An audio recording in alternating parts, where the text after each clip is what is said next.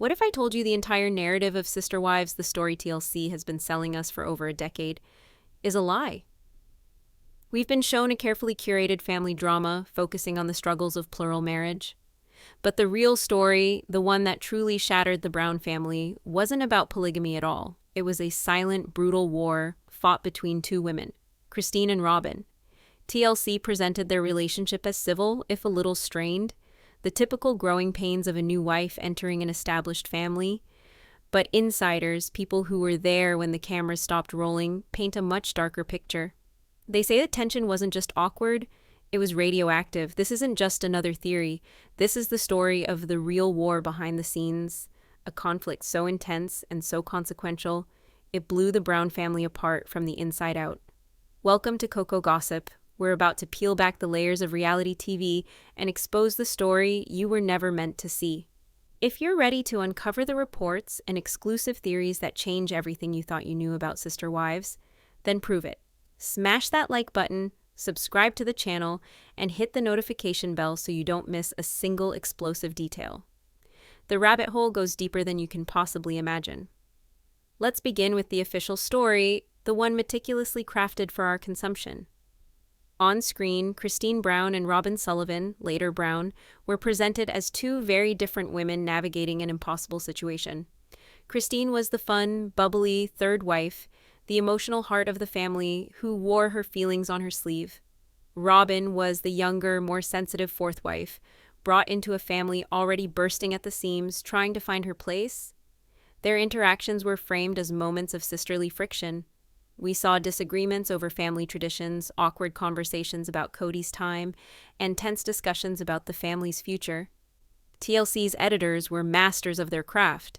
They showed us Christine's jealousy, framing it as a natural, if immature, reaction to a new, younger wife capturing her husband's attention. They showed us Robyn's tears, framing her as the perpetual victim, a woman just wanting to be loved and accepted by a family that seemed to constantly reject her. The judgment was clear. Christine was the difficult one, the one who couldn't handle the principle. Robyn was the sweet, misunderstood newcomer. But what if that judgment was not just wrong, but a deliberate misdirection?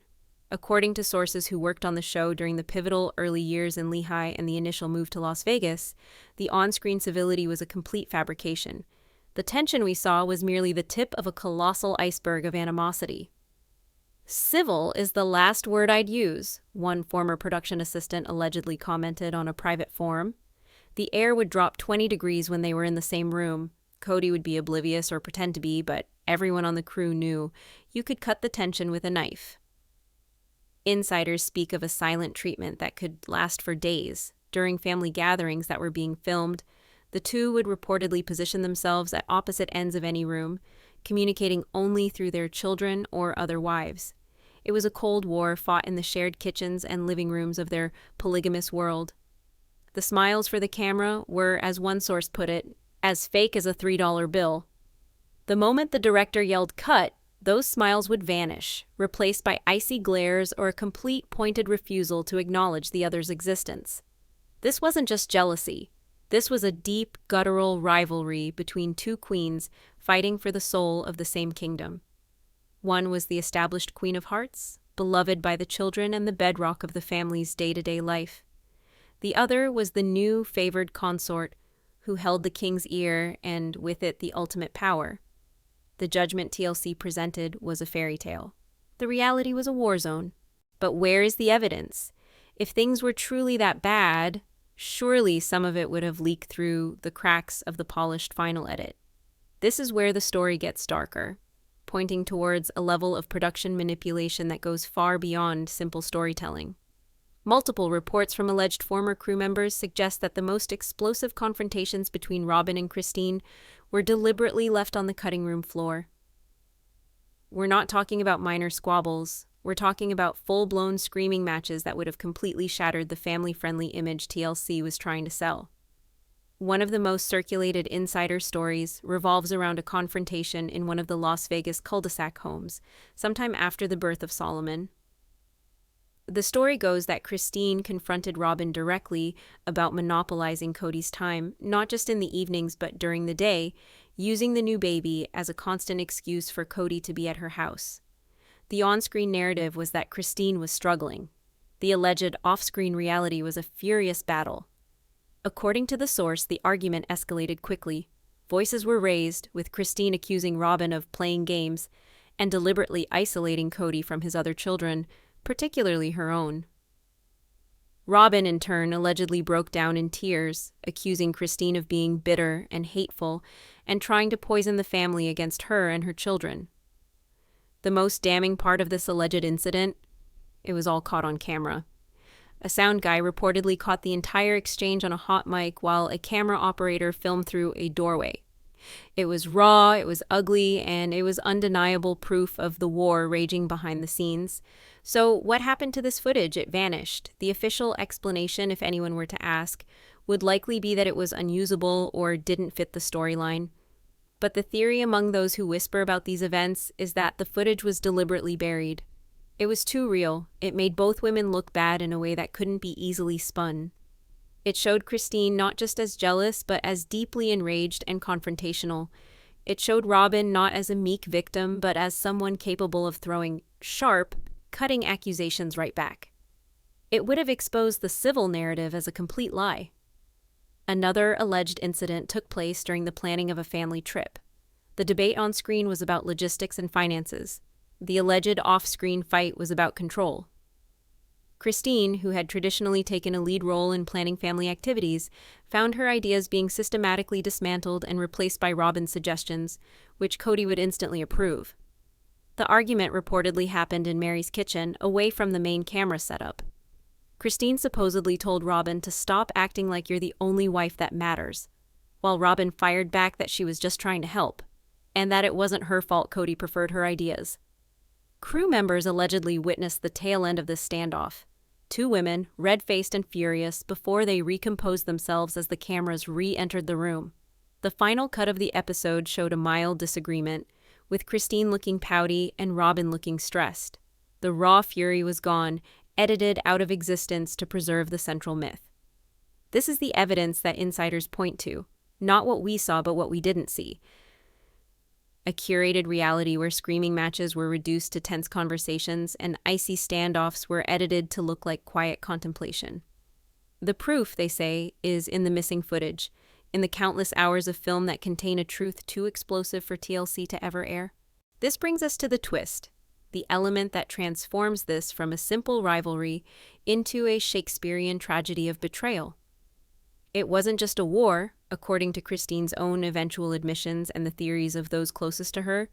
It was a targeted campaign. Christine came to believe, and has since articulated in her own way, that Robyn actively and deliberately engineered her downfall within the family. This is the ultimate betrayal.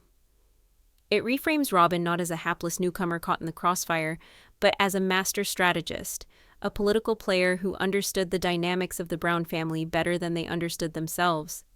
The theory posits that Robyn saw Christine as her primary obstacle from the very beginning. Meri was already emotionally distant from Kody.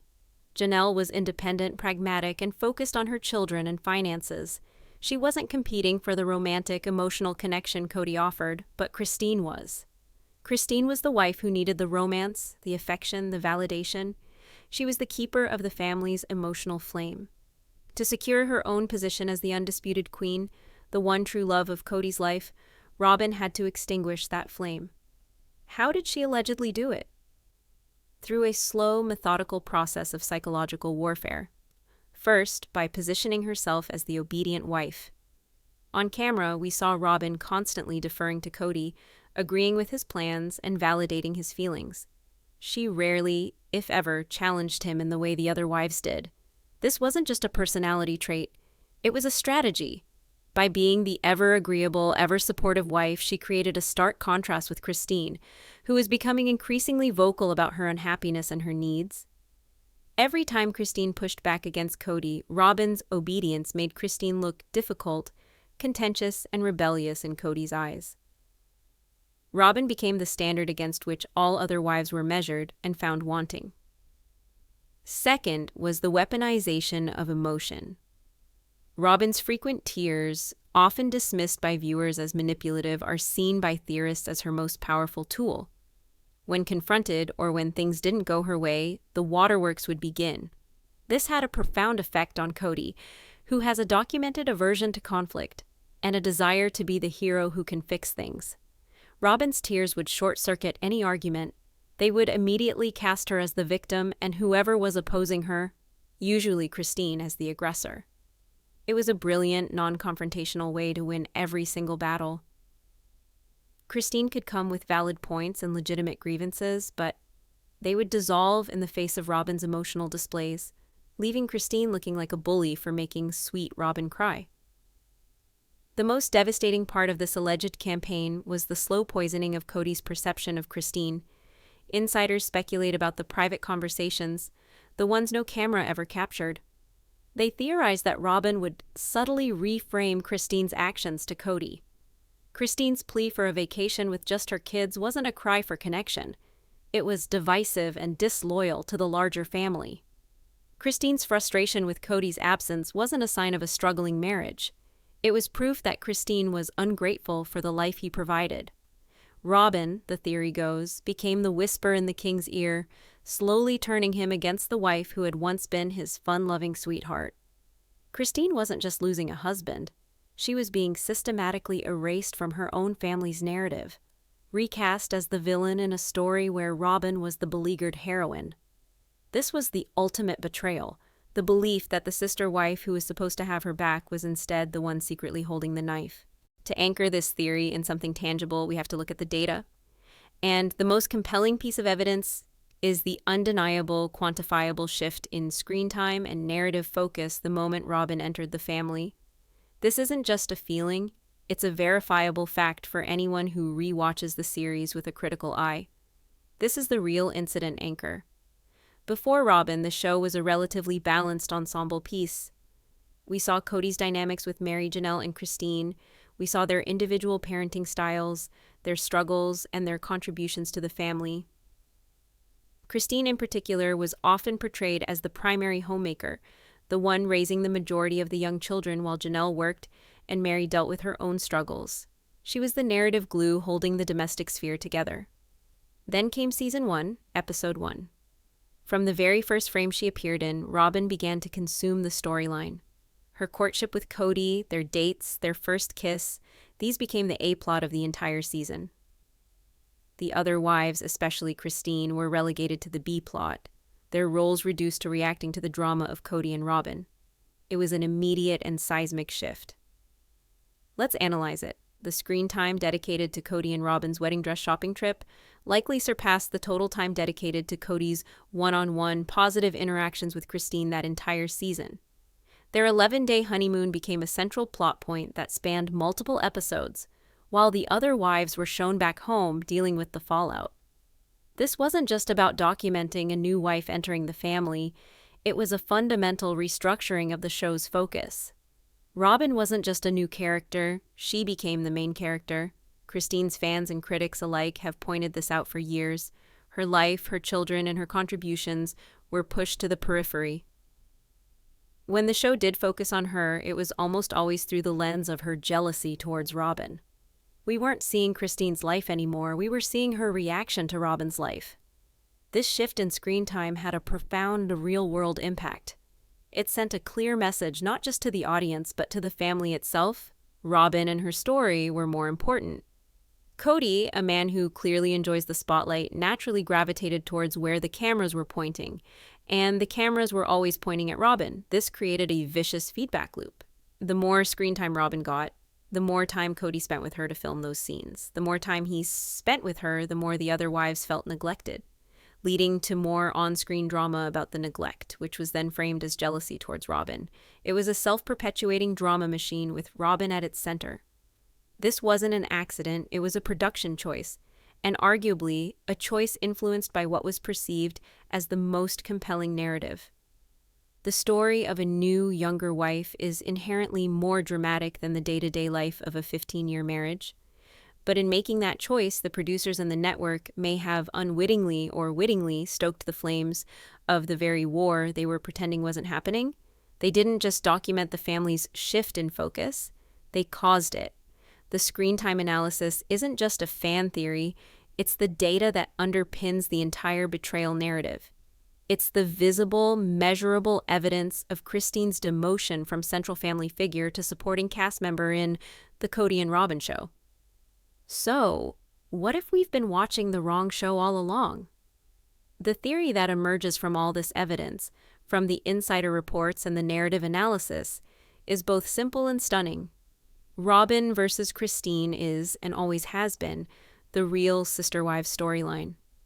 The show's premise, the exploration of plural marriage, was merely the backdrop, the stage on which this epic two-woman drama played out. Everything else was just noise. Think about every major conflict in the show's history since season 1. At the heart of almost every single one, you will find the fault line between Robyn and Christine. The move to Las Vegas, on the surface, it was about escaping legal trouble in Utah. But what did it achieve? It isolated the wives, moving them from one large interconnected home into 4 separate houses. Who did this benefit the most? Robyn, the newcomer, who was no longer forced into daily, intimate contact with the established wives. It gave her a separate kingdom, a defensible space from which to manage her relationship with Kody. Christine, who thrived on the communal aspect of the family, was the one who lost the most. The My Sister Wife's Closet fiasco, it was presented as a family business venture. But what was it really? A battleground for control and influence. Reports and on-screen evidence show that Robyn, with her supposed design interests, quickly became the de facto leader of the project.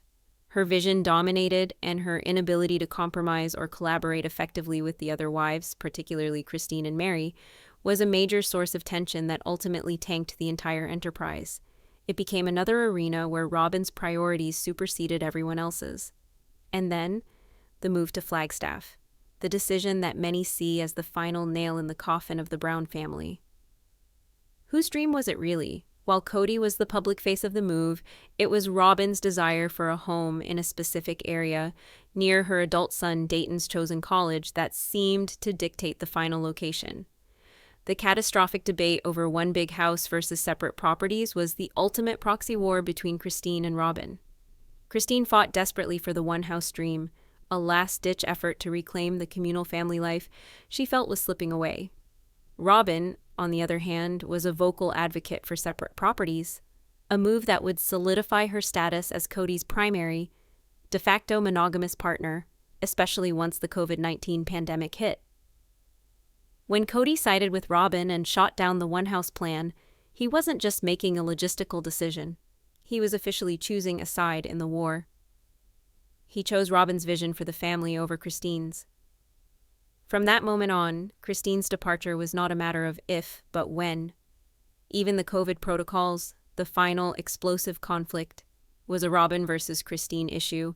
Robyn's strict, unyielding rules, which Kody adopted as his own, effectively severed Christine's final ties to the family. It created a situation where her older children were alienated and she was left in near total isolation. Meanwhile, Kody was able to spend all his time at Robyn's home under the justifiable guise of following the rules.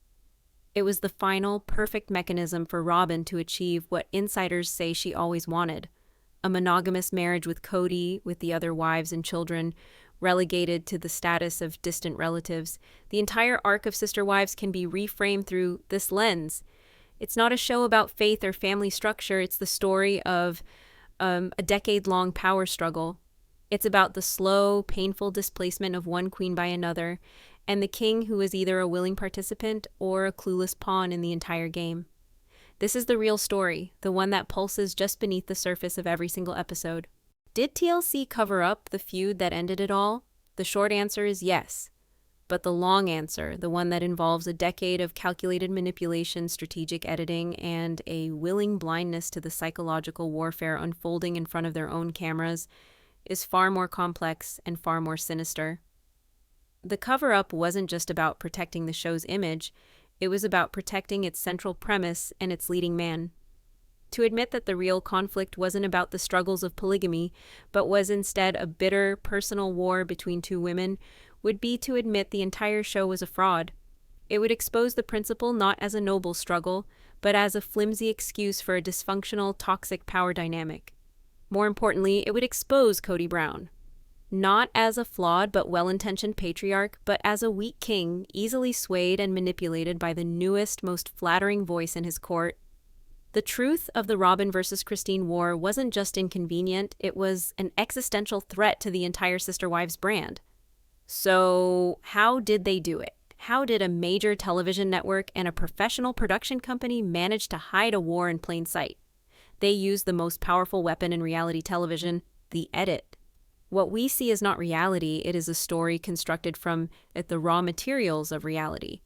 And the story they needed to tell was one of Christine's jealousy. And it was simple, it was relatable, and it placed the blame squarely on a woman already portrayed as emotionally volatile, while preserving Robyn's image as the innocent victim and Kody's as the overwhelmed husband. The first and most common technique is known as the Frankenbite. This is where editors take words and phrases from different sentences, spoken at different times during a long interview, and stitch them together to create a new sentence that perfectly fits their desired narrative. Have you ever noticed how in a confessional, a cast member's tone might suddenly shift, or there's a tiny, almost imperceptible jump in the audio? You might be hearing a Frankenbite. It's been alleged by television editors across the reality TV spectrum that this is standard practice. So, a nuanced statement from Christine like, "I'm having a hard day because I feel Kody isn't present for our family, and while I love Robyn's children, her arrival has made things very difficult," can be chopped, diced, and reassembled to say, "Robyn has made things very difficult." The context is stripped away, the justification is removed, and what remains is a raw, seemingly unprovoked statement of animosity. Then there's the power of the reaction shot. An editor can film someone for hours and capture a full range of human emotions. A sigh of boredom, an eye roll at a producer's joke, a frown of concentration while listening to a question. All of these moments are logged and stored. Later, in the editing bay, these isolated reactions can be deployed like weapons. Robyn could be talking about something completely unrelated, like the challenges of finding a rental home, and the editor can cut to a shot of Christine from 2 hours earlier, rolling her eyes at a fly buzzing in the room. Placed in the sequence, it now looks like Christine is contemptuously dismissing Robyn's struggles. This happened constantly. Christine's visible frustration, her expressive face, and her tendency to wear her heart on her sleeve made her the perfect target for this kind of manipulation. Her genuine pain and anger were decontextualized and used as evidence of her being difficult and jealous. The confessional couch is the ultimate tool for narrative control. These interviews are filmed after the events have already transpired. This gives the cast, and more importantly the producers who guide them with questions, the ability to retroactively frame the narrative. A report from a source claiming to have worked as a story producer on a similar TLC show sheds light on this process. They explain that producers go into these confessionals with a clear agenda. The questions aren't neutral, they are designed to elicit a specific response. For Robyn, the questions might be, "How did it feel when Christine was so unsupportive of your dream home?" Or, "Were you scared by Christine's anger during that fight?" These questions presuppose Robyn's victimhood and Christine's aggression, guiding Robyn to tell the story in a way that aligns with the pre-approved narrative. She was given the opportunity, time and time again, to frame herself as the wounded party, the one who was just trying her best against a tide of inexplicable hostility. A source with alleged inside knowledge claimed, "We had a story Bible, like, for the Vegas years, one of the main character arcs was Christine's struggle with the new family dynamic. It was never Robyn's integration and the power shift. The blame was assigned before the first clip was even logged." This is how the cover-up worked, not through one grand conspiracy, but through 1,000 tiny cuts, 1,000,000 subtle manipulations, all designed to shape our perception.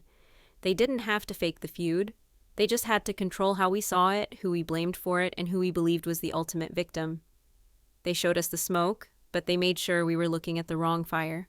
To truly understand the depth of this war, we have to move beyond the editing room and into the realm of psychological strategy. If the theory is correct, then Robyn Brown wasn't just a new wife trying to fit in. She was one of the most gifted social and political strategists to ever grace reality television. Her tactics were subtle, often invisible to the casual viewer, but devastatingly effective. Let's deconstruct them. Her primary weapon was the carefully constructed persona of the sweet, simple, and obedient wife. From the beginning, Robyn presented herself as someone who was just so in love with Kody and so committed to the idea of the family. She performed a kind of strategic ignorance. She acted surprised by the jealousy her presence created. She claimed she didn't fully understand the intricacies of the existing family relationships. This persona served two purposes. First, it disarmed the other wives. How could they be angry at someone so seemingly naive and well-intentioned? Any aggression towards her would seem like bullying. Second, and more crucially, it made her irresistible to Kody. Here was a woman who didn't challenge him, who looked at him with awe, who seemed to hang on his every word. After years of dealing with the complex, assertive personalities of Meri, Janelle, and Christine, Robyn was a breath of fresh, validating air. Her obedience became a cudgel with which to beat the other wives. Every time Janelle asserted her financial independence or Christine demanded more emotional connection, Kody had the perfect counterexample. "Why can't you be more like Robyn? Why can't you be supportive like Robyn?" Her sweetness wasn't just a personality trait. It was a standard against which the others were judged and consistently found lacking. Building on this foundation was the tactic of the damsel in distress, coupled with a form of weaponized incompetence. Notice how often Robyn seemed to need Kody's help, far more than the other wives. The other women were hardened pioneers. Janelle worked full-time, managed finances, and raised 6 children, often with minimal daily help from Kody. Christine was the stay-at-home mother to a small army of kids, running the household, homeschooling, and managing the domestic chaos. They were competent, they were resilient, and they were independent. Robyn, by contrast, often seemed overwhelmed. She struggled with finding a rental. She needed Kody there for every decision. This culminated in the now infamous Nanny Gate, where it was revealed that Robyn, who did not work outside the home and had Kody present nearly full-time, had a nanny. The justification was that she needed help. This was baffling to viewers, and a slap in the face to the other wives, especially Christine, who had raised a baker's dozen children without that kind of support. But look at the effect it had on Kody. It made him feel needed. It made him feel like the hero, the protector, the man of the house. Janelle and Christine didn't need him in the same way because they had learned to be self-sufficient out of necessity. Robyn's perceived helplessness was a powerful hook. It ensured Kody's constant presence and attention, framing it not as a preference but as a necessity. He wasn't choosing Robyn over the others. He was simply helping the wife who needed him most. It was a brilliant reframing of his emotional affair into a noble act of patriarchal duty. Perhaps the most potent and emotionally charged tactic in her alleged arsenal was what we can call the tender-age children shield. The arrival of Solomon and later Ariella fundamentally changed the balance of power in the family forever. These children became Robyn's unassailable justification for monopolizing Kody's time. An older child's emotional needs are complex and often less visible than a baby's physical needs. A teenager's desire for their father's attention can be easily dismissed as drama. But a baby needs its father. This became the perfect excuse. Kody had to be at Robyn's house for bedtime. He had to be there in the morning. He couldn't travel as much or rotate houses as freely because the little ones needed the stability of his presence. Any objection to this was easily reframed as a cruel attack on innocent children. How could Christine argue that her need for intimacy or that Isabel's need for her father's support for her scoliosis was more important than a baby's need for its dad? It was an argument she was destined to lose every single time. This tactic reached its cruelest apex during the saga of Isabel's back surgery. Here was Isabel, a teenager, facing a painful, terrifying major medical procedure. She begged her father to be there with her. But because of the COVID protocols dictated and enforced by Robyn, Kody refused. He cited the risk to the little ones, Solomon and Ariella, as his reason. He chose to protect Robyn's children from a potential hypothetical risk over providing comfort to his other daughter during a definite traumatic reality. It was the ultimate devastating demonstration of this tactic in action. The tender-age children shield wasn't just about logistics. It was about moral superiority.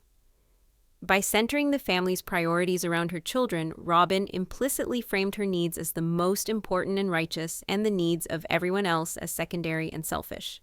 All of these tactics work towards a single, overarching grand strategy. Isolate the king. A king who consults with a full court of advisors is difficult to control. A king who listens to only one voice is a puppet. Step by step, a chasm was created between Kody and his original family. The move to 4 separate homes in Las Vegas was the first major step, creating physical and emotional distance. The move to Flagstaff and the subsequent failure of the one-house plan was the next. It solidified the fragmentation of the family. Finally, the COVID-19 pandemic provided the perfect, unassailable justification for the final phase of the plan. Robyn's hyper-strict rules, which Kody adopted as his own personal gospel, effectively excommunicated any family member who did not comply. This meant Janelle's and Christine's older children were cut off, and by extension, Janelle and Christine themselves were kept at a distance. For 18 months, Kody lived a de facto monogamous life with Robyn, under the virtuous cover of protecting the family. It was a masterstroke of strategy. He was completely isolated from the dissenting voices and dissenting opinions of his other wives and older children. His entire reality was filtered through Robyn. He no longer heard about Christine's loneliness or Janelle's frustrations directly. He likely heard Robyn's interpretation of them.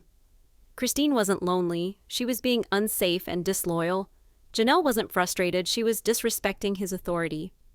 Over the course of a decade, Robyn allegedly took a patriarch with 3 independent, strong-willed partners and slowly, methodically transformed him into a king who ruled over a kingdom of one, with her as his sole advisor, his prime minister, and his queen. But this is not just a story of a brilliant strategist and a captured king. It is also the story of a rebellion. It is the story of Christine's awakening. For years, Christine was the frog in a pot of slowly boiling water. She knew something was wrong, she felt the heat rising, but she couldn't identify the source. Her early reactions to Robyn, the visceral disgust at the wedding dress shopping, the theatrical breakdown over the honeymoon, have been endlessly mocked as signs of her immaturity and jealousy. But what if we reframe them? What if they were the primal screams of her intuition? What if, on a deep subconscious level, she was the only one who recognized the existential threat Robyn represented from the very beginning? She wasn't just jealous of a new wife. Her soul was recognizing its replacement. The Las Vegas years were her period of trying to adapt. She adopted the fake it till you make it philosophy.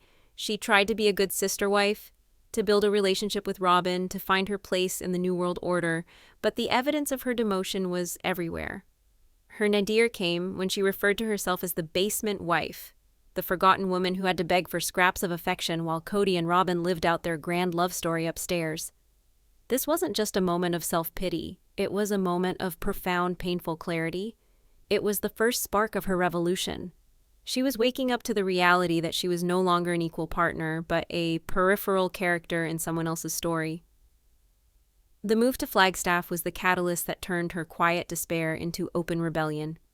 The fight for the one big house on Coyote Pass was Christine's last stand. It was a desperate, final attempt to reclaim the dream of the communal, interconnected family she had signed up for 25 years earlier. It was a battle for the very soul of the family. She wasn't just fighting for a building. She was fighting against the fragmentation, against the isolation, against the separate kingdoms that had allowed Robyn to conquer Kody so completely. When Kody, siding unequivocally with Robyn, rejected the one-house plan and belittled her for her passion, it was the final betrayal. He didn't just reject her idea, he rejected her entire vision of their life and their future. This was the moment the frog realized the water was boiling and she needed to jump. Her awakening became a conscious plan. The rebellion started to take shape. The ultimate declaration of war, however, came from Kody himself in that chilling conversation in their bedroom. When Christine asked if he wanted an intimate marriage with her, he said no. He held her responsible for his lack of attraction, citing her bad behavior and perceived disloyalty to the family, specifically her poor treatment of Robyn. It was the moment all the theories, all the insider reports, all of Christine's worst fears were confirmed out of the mouth of her own husband. He was admitting that his love and affection were conditional upon her subservience to the new family structure, a structure with Robyn at its center. He was telling her that her value as a wife was directly tied to how well she supported his relationship with Robyn. It was at that moment Christine knew the war was unwinnable by conventional means. She couldn't win Kody back. She could only win her freedom. Her decision to leave was not an act of surrender. It was her victory parade. She wasn't abandoning the family, she was liberating herself from a decade-long psychological siege. She won the war by burning the battlefield to the ground and walking away. Now, we live in the aftermath. The war is over and the consequences are reshaping the entire Sister Wives universe. With Christine gone, the buffer between Kody and the world has been removed. Without her to blame, his anger, his bitterness, and his narcissistic rage are on full display, raw and unfiltered. We are seeing Kody unmasked. His tirades about loyalty, sacrifice, and respect are the desperate cries of a king whose authority has been challenged and found wanting. Robyn, his queen, is struggling to manage the fallout. Her victory feels hollow. She won the man, but she's left with a furious, broken shell of the patriarch she married, ruling over a shattered and divided kingdom. Her attempts to maintain the victim narrative are becoming increasingly transparent and desperate. How can you be the victim when you are the only one left with the prize? Her tears no longer hold the same power. They look less like genuine sorrow and more like frustration that her perfect polygamous family dream, which was always a monogamous reality in disguise, has been publicly exposed as a failure. And we have a recent update, a piece of real news from the ground that paints an even starker picture. A report from a Flagstaff local who lives in Robyn and Kody's neighborhood recently surfaced on a popular message board. The source claims that Kody is rarely seen leaving the multi-million-dollar house. The drapes are often drawn, and the once boisterous patriarch seems to be living an increasingly isolated existence. The source stated, "They got what they wanted, to be left alone, and now they have it. They're like ghosts on that hill." The grand family they fought so hard to control has dwindled to a tense, isolated unit, cut off from their past and their future. So, the great war between Robyn and Christine has ended. Christine found her freedom, and Robyn has her king in a castle that feels more like a prison every day.